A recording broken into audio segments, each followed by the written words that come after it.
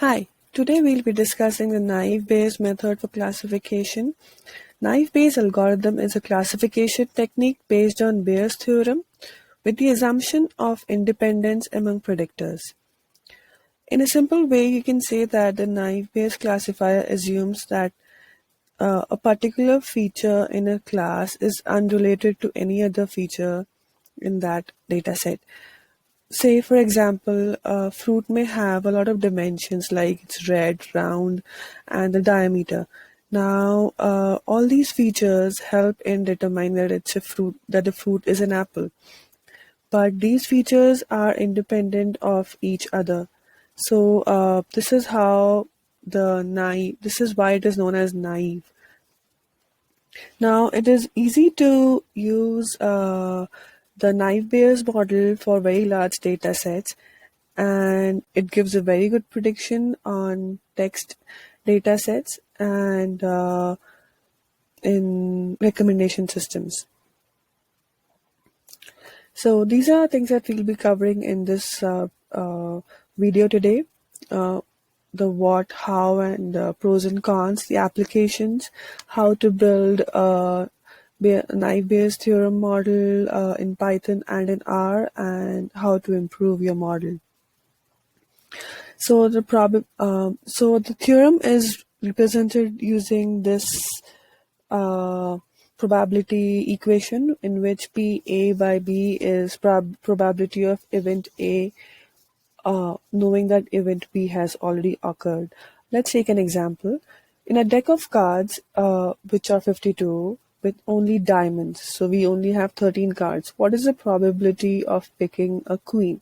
So if you just, read the question, you'll feel like it's, 1 by 13. Now, how do we actually work with this mathematically? So the probability, if we have to predict the queen when we know that it's a diamond. So if we fill in the values of the equation in this way, we will find out that it is 1 by 13. The pros and cons of naive Bayes theorem, it's easy and it works well on large data sets. It's very good for multi-class prediction, and it performs better than the logistic regression if when the predictors are independent of each other. And the cons of naive Bayes is the category variable has to be categorized, and if you don't categorize it, it would not work correctly. Another limitation is of the independent predictors. If the predictors are not independent, it's very difficult to, it's nearly impossible to give the right results.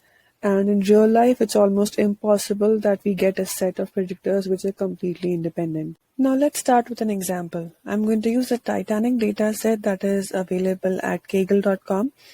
I have downloaded the dataset in my local desktop, and I'll be using that for this Python and the R code. First, we'll be importing the dataset, and we see that there are a lot of columns here. And if we see, we don't need the passenger ID, the name, and probably the ticket number or the cabin number. So we will be dropping these columns and a few more. And this is what is left. After that, these are the 5 columns. The next thing that we would be doing is splitting the target variable and our predictors into different data sets. I'll be calling them as predictors and target data sets. Now, one more thing that we note here is the gender. Here the sex is male and female. They are in text format. So I'll be converting them into zeros and ones. So our entire data set is numeric values. And when I went through the data set in the spreadsheet, what I saw was the age column. They have a lot of NAs in the age column. So I'll be replacing those ages with that have NA with the mean of the age, and this is the statement that I will be using for that. Once all my exploratory data analysis is complete, I will be splitting my data set into training and test set. I've randomly selected my test set to be just 25%. And I'll be using the Gaussian based theorem, and once I fit the model and after the test I see that my test score is 78%. If I show you the first 10 records of this test set and the Y test, and if I show how the predict went, we see that there are several different results. Fortunately, in this set, it did 100% prediction as a correct prediction, but there are times when the prediction, some of the records can be wrong. Our code for this Titanic data set using the Naive-Bayes theorem. We will import the file and see what the contents are. It's the same thing that was in the Python dataset. The next thing what we'll be doing is we'll be dropping a few columns, and the same columns that we dropped in the Python set. These are the columns that are remaining. Now, the most important thing with Naive-Bayes is if a column is categorical, it has to be set as a categorical column. So we will be doing that using the as factor method. The sex column and the target variable survived column has to be categorized. After categorization, you won't see any physical difference in the data set, but in the backend it has been set as a category variable. The next thing that we will be doing is replacing the NA in the age with the average value of the age. For this, I have saved the average value of age in the M variable, and then I've used a replace function to replace the age. Now, because I already knew that age is the only column that has the NA value in it, so I just jumped to it and made the change.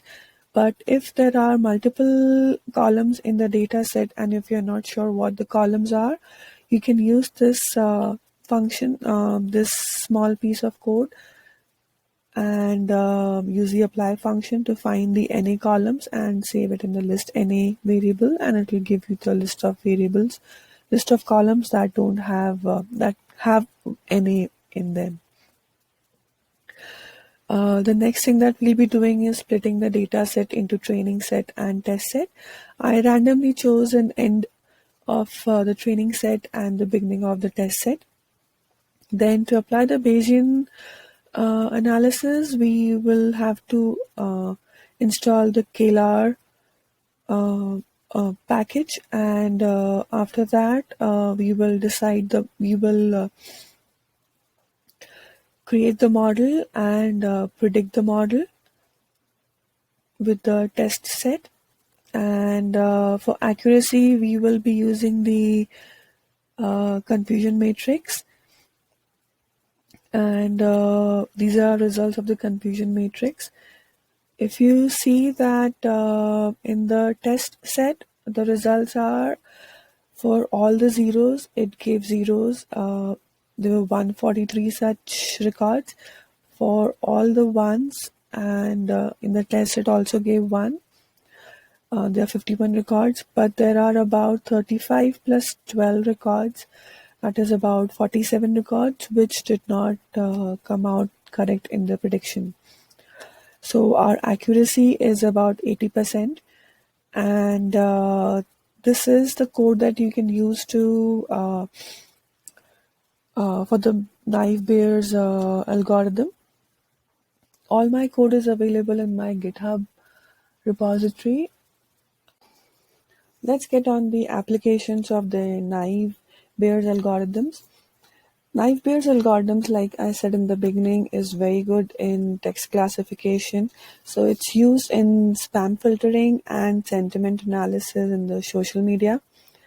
It is also good in multi-class prediction, where you have multiple classes of target variables rather than just 0 or 1 like we have in the Titanic dataset. It is also a very fast learning classifier, so it can be used in making predictions in real time. Naive algorithm is also very good in recommendation systems. So Netflix, Amazon, they use the the modification of the naive algorithm and collaborative filtering together to predict what the user would like. Now, there are many ways to improve the naive model. The One of the limitations that we discussed earlier was that the features are supposed to be independent of each other. So if they are highly correlated, you have to make sure at the beginning itself that you have removed those correlated features. And the features are also supposed to have a normal distribution. So if they are not normally distributed, you have to transform using different methods so that they are normally distributed before using a Naive-Bayes theorem. Another thing is the Naive-Bayes theorem does not have a lot of tuning parameters, so it's better to pre-process your data and the feature selection.